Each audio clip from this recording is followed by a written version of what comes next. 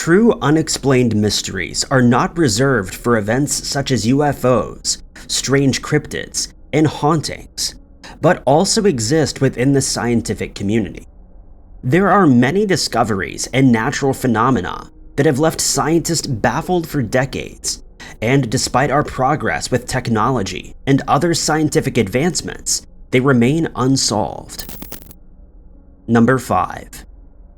The mystery of the late Winnipesaukee Mystery Stone dates back to 1872, when a businessman from Meredith, New Hampshire, hired construction workers to erect a fence. While they were digging a hole for one of the fence posts, they unearthed the egg-shaped stone that has been a source of much speculation ever since. The black stone measures 2.5 inches in width and 4 inches in height, and has been made of quartzite, which isn't native to New Hampshire.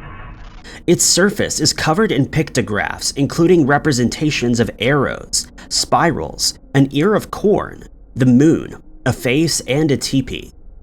The nature of these symbols has led many scientists to believe that it's of Native American origin, though others have suggested it may have been created by Celts or the Inuit people. Some of its most talked about features are the holes that have been drilled into the stone's sides and ends. They differ in size and are smooth and uniform, suggesting they may have been made with modern tools, but etchings that appear around the holes seem to dispel this theory. As for its purpose, it's been theorized that it commemorated a peace treaty between two tribes that lived in the area, though it has been speculated that it was used as some type of primitive tool known as a thunderstone. Others have claimed that it was used as a storytelling device or a way for the tribe to keep track of its own history. But this is mere speculation, as its true purpose remains an unsolved mystery. Despite the stone being found by construction workers, its discovery was credited to Seneca Ladd, who owned the land that it was found on.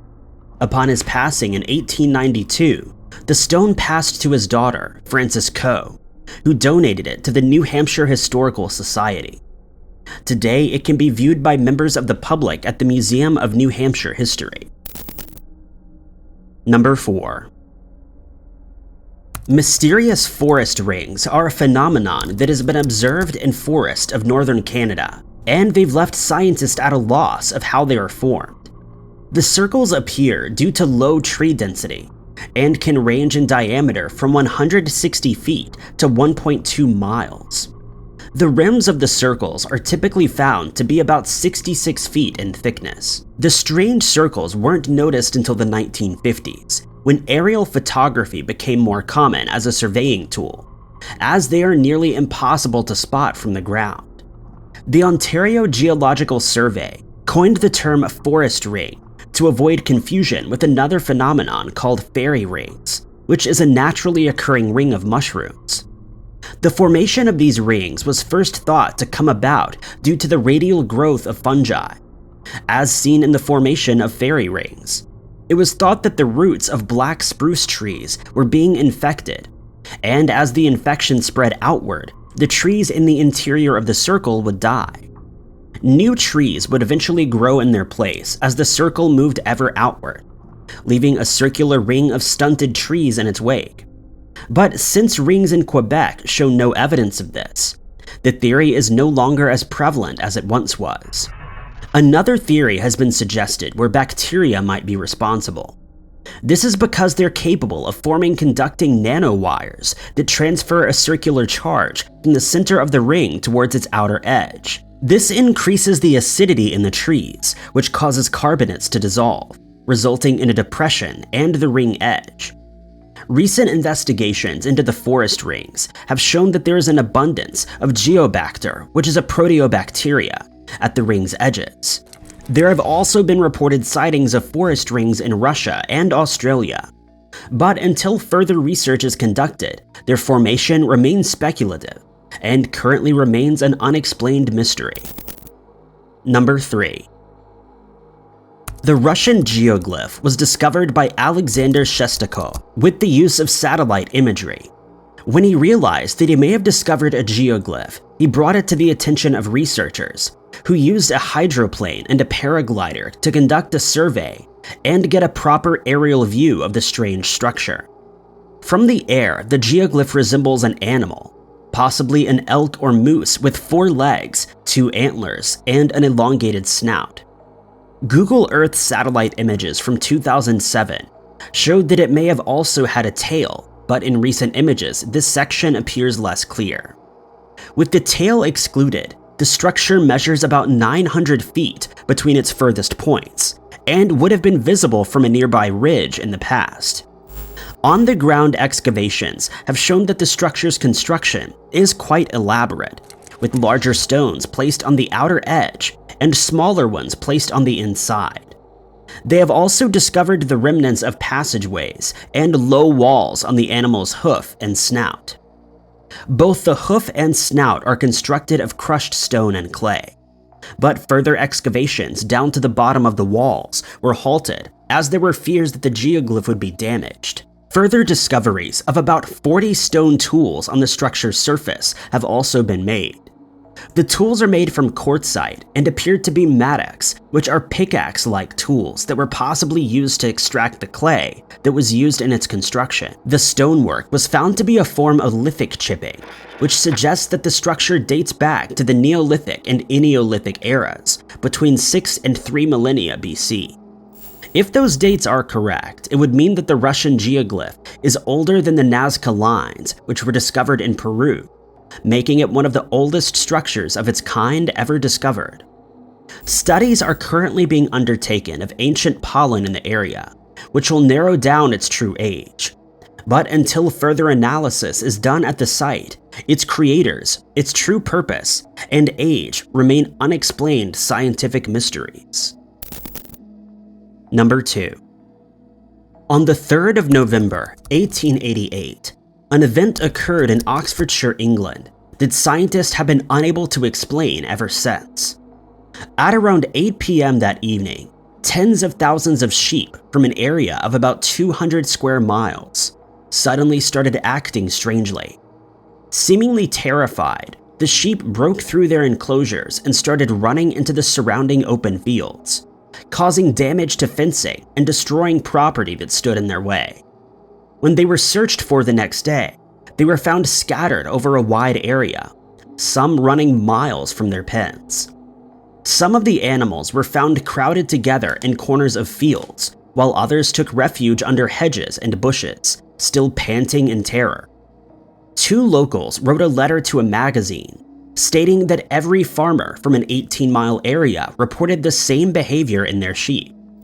At first, it was thought that the animals had been part of an elaborate prank, but this was ruled out as it would have taken hundreds of people to scare the sheep at exactly the same time over such a great distance. Another theory was that some type of atmospheric phenomenon might have taken place and that this frightened the animals into stampeding, but it was found that no major events had taken place that night. It was noted, however, that it was uncharacteristically dark that night and that there may have been a few flashes of light in the sky. But it was thought that this would not have been enough to warrant such a reaction from the sheep, who were genuinely terrified. But to add to the mystery, the same thing happened again the following year, not far from Reading, and 4 years later, on the 4th of December 1893, it happened once again. The epicenter was again found to be in Oxfordshire, but this time the mania spread to sheep in the neighboring counties as well.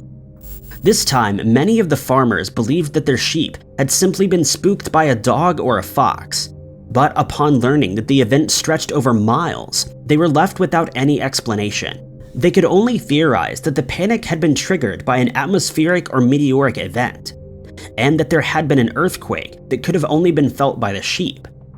This time, however, there was nothing strange about the weather, and naturalist Oliver Aplin decided to investigate the matter for himself. He was told by witnesses that it suddenly became so dark between 8 and 9 p.m. that no one could see their hands in front of their faces. Another witness described seeing a black cloud that seemed to roll along the ground from the northwest to the southeast. The darkness that accompanied it lasted for about 30 to 40 minutes and made them feel like they'd been shut inside a dark room. They also described seeing several flashes of lightning, but only long after the sheep had broken out of their pens. The most plausible explanation was that the sheep were unfamiliar with such a complete darkness, and that they panicked after one or more sheep decided to run amok.